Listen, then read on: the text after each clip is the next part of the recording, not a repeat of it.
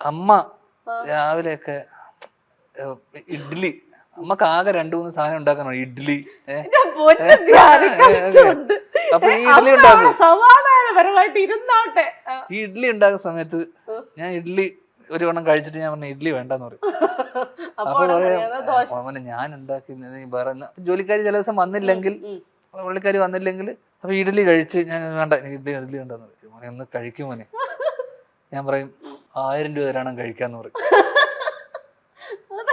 1000 രൂപ തരുവാണെങ്കിൽ കഴിക്കാന്ന് പറയും. ഇതൊക്കെ ഞാൻ കോളേജ് സമയത്തൊക്കെയാണ് ഞാൻ പറയാം.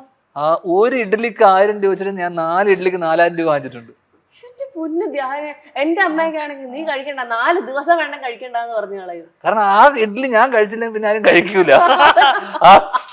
ആ ഇഡ്ഡലി പോലും കഴിക്കാൻ പറ്റാത്ത സാധനമാണ് ഇതൊക്കെ. ആ 4 ഇഡ്ഡലിക്ക് 4000 രൂപ ഞാൻ വാങ്ങിച്ചിട്ടുണ്ട്.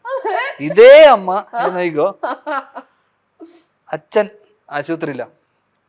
അച്ഛൻ ആശുപത്രിയിൽ ഇരിക്കെ, അമ്മയുടെ കുറെ കഥകളുള്ള ഒരു കഥയാ.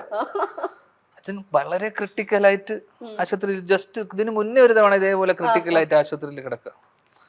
അച്ഛൻ ഈ അലോപ്പതിക്കെതിരാണ്, ലോകത്തിലുള്ള എല്ലാത്തിനും എതിരാ.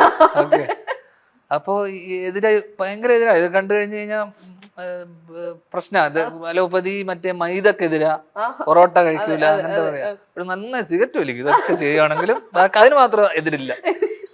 അപ്പോ ഇപ്പോഴുണ്ടോ?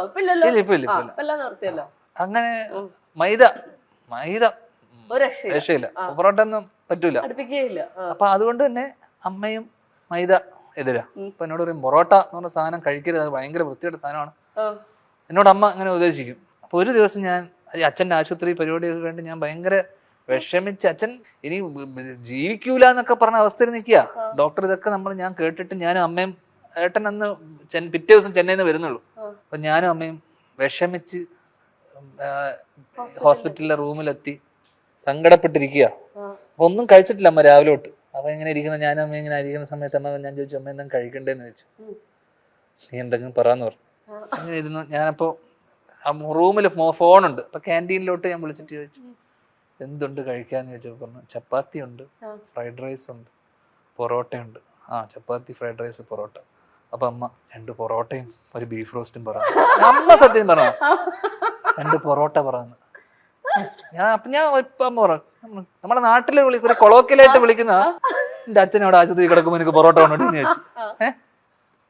ഞാനേ ഇപ്പോഴല്ലേ കഴിക്കാൻ പറ്റൂന്ന്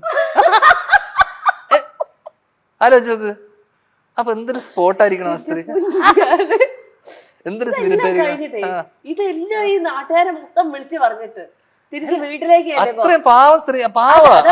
2 പൊറോട്ടയില് അവരച്ഛന്റെ ആ അസുഖം എല്ലാം മറക്കുക.